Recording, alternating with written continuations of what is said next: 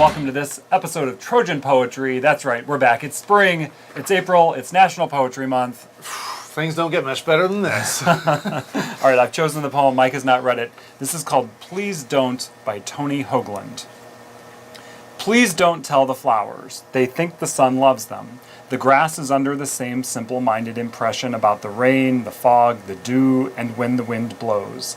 It feels so good they lose control of themselves and swobtoggle wildly around, bumping accidentally into their slender neighbors.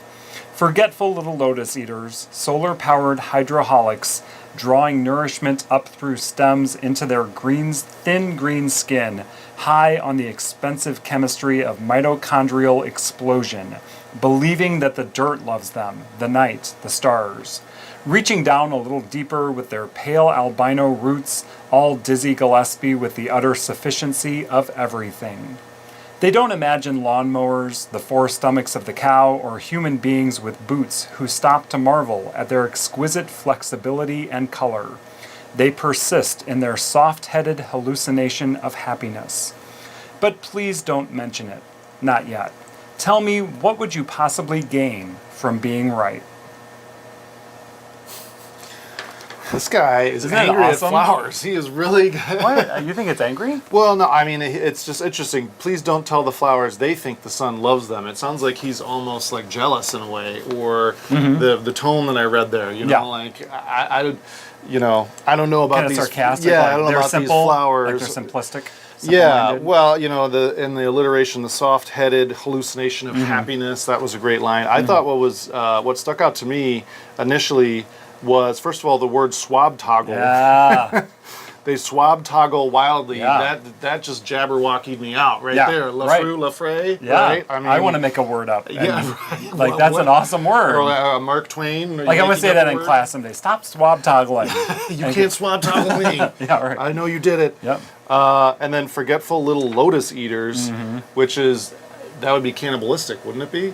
Because they would be eating a flower. Yeah, but I think it's a reference to the Odyssey. And the forgetfulness. So I don't know if the cannibalism was the point. Yeah, right. Don't be too literal. Yeah. Hydroholics. Yeah, hydroholics. Yeah, that was great. That's great. The chemistry of mitochondrial explosion. Yeah, some scientific diction. Yes, scientific diction. Yeah, right. So this is a great spring poem, John. I thought the part at the end, they don't imagine lawnmowers in the stomachs of the cow. It just kind of takes a dark turn. Yes, menacing there. Yeah. So maybe I should tell the flowers, but I guess what are they going to do about it? Well, what is it you're not supposed to tell them?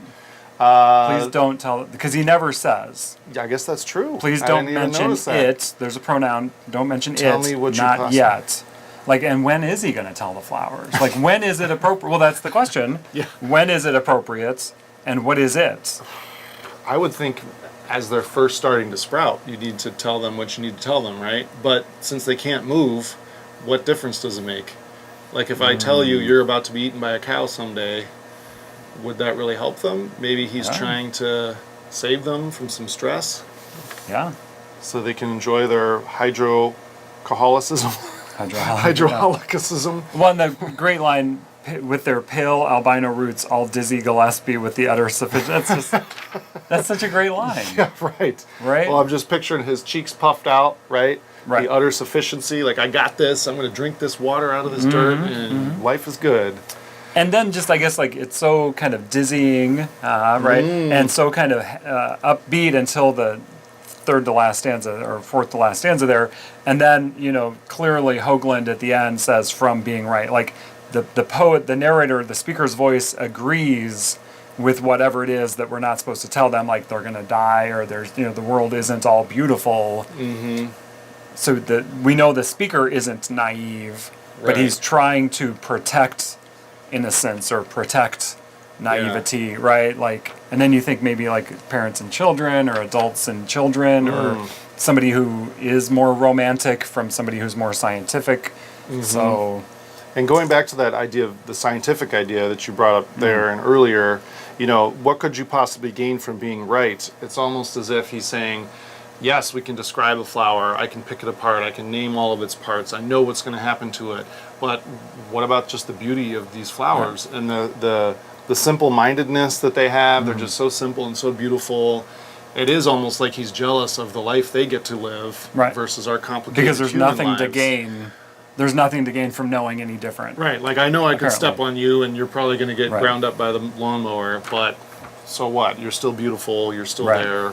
Right. Yeah. So it's that kind of that, is it better to be ignorant? Ignorance is bliss kind of thing, right? Mm-hmm. And I thought of a title, Louise Glick, with her flower poems, and what would the yes. flower poem say back? Oh, Right, so I think that'd be a lot of fun. Grab one of Louise Glick's flower poems, like Trillium or yeah. The Wild Iris, right? That one Yes. specifically, Mike, because Yes. it's kind of about death and rebirth and that.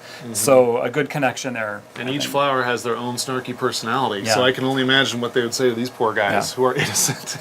right, right. Well, that'd be the question, right? Right, right. All right. Well, thanks for watching. Join us again here on Trojan Poetry. Check out our website at trojanpoetrydgn.blogspot.com and follow us on Twitter at trojanpoetrydgn.